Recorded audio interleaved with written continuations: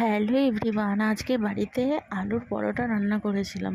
তো সেটাই তোমাদের সঙ্গে শেয়ার করছি। তার জন্য প্রথমে আলুগুলোকে গোটা গোটা ধুয়ে নিয়ে তারপর এরকম দুটো টুকরো করে পিস করে কেটে নিয়েছি। আর ছোকলাটা কিন্তু আমি ছাড়াইনি।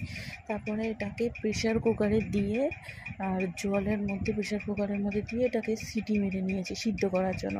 আর ওদিকে আটা নিয়েছি। আর আলুর পরোটা কিন্তু ময়দা দিয়ে ভালো হয় না, আটা দিয়েই ভালো হয়। আর আটার মধ্যে আমি নিয়েছি একটু বেসনটা আটার সঙ্গে মিশিয়ে নিলে বেশ খাস্তা হয়, খেতে ভালো হয়। তো এবার বেসনটা আর আটাটা ভালো করে মিশিয়ে নিচ্ছি কিছুক্ষণ হাতে ডলে যাতে সব কিছু মিশে যায়। তারপর এটাকে জল দিয়ে ভালো করে আটাটা মেখে নিচ্ছি। যেরকম রুটি হয় সেরকমই একটা ডো বানিয়ে নিতে হবে। তো এবং এটা যখন পুরোপুরিভাবে মাখা হয়ে গেছে আর একটু নরম টাইপের মাখতে হবে। তো মাখা হয়ে যাওয়ার পর এটার মধ্যে আমি একটু সাদা তেল দিয়ে দিয়েছি। চাইলে ঘিও দেওয়া যায়, কিন্তু ঘিটা প্রচণ্ড রিচ বলে আমি সাদা তেলই দিয়েছি। সাদা তেল একটুখানি দিয়ে এটাকে ভালো করে মাখা আবার ওটাকে ভালো করে মেখেছি। সাদা তেলটা দেওয়ার পরে দিয়ে ভালো মতন করে এটাকে বেশ সুন্দর করে একটা ডো বানিয়ে তার উপর থেকে সাদা তেলটাকে মাখিয়ে এটা এবার ঢাকনা চাপা দিয়ে কিছুক্ষণ রেখে দেবো। আর ওদিকে আলুটাও সিদ্ধ হয়ে গেছে। সিদ্ধ করার পর এটা এবার নিয়ে এসেছি। এবার এর ছোকলাগুলো ছাড়িয়ে নেব। ছোকলাগুলো ছাড়াতে তো বেশি অসুবিধা হবে না, কারণ সিদ্ধ আলুর ছোকলা খুব তাড়াতাড়ি উঠে যায়।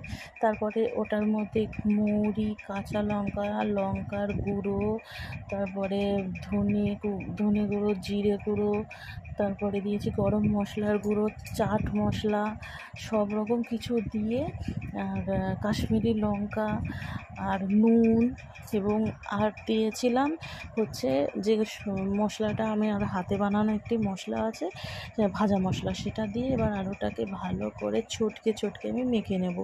মেখে নিয়ে এবার এরকম একটা মাখাটা ঠিক এরকম হবে। আর আমি আলুটা না গ্রেটারে ঘষে নিয়েছিলাম যাতে আলুটা কোথাও শক্ত না থাকে, একদম ভালোভাবে হয়। তারপরে এবার এই আটাটাকে আবারও ভালো মতন করে আর একটু ছেনে নিলাম, কারণ অনেকক্ষণ যেহেতু মেখে রেখেছিলাম। তারপরে এরকম গোল্লা বানিয়েছিলাম।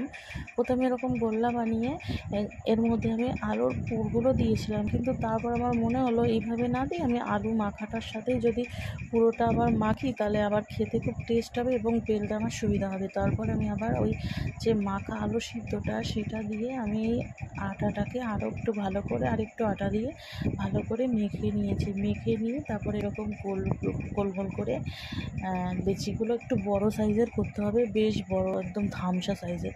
তারপর এরকম গোল করে সব কটা আমি বেলে নিয়েছি যাতে না ময়দা বেরিয়ে যায়। দেখো প্রথমটা থেকে বেরিয়ে গেছে, তো যেহেতু আমি পুর দিয়েছিলাম, আমার পরেরগুলোতে কিন্তু আর বেরোয়নি, কারণ আমি ওটার সঙ্গে আটাটার সাথে মেখেছিলাম বলে। তো সব কটা আমার বেলা হয়ে গেছে।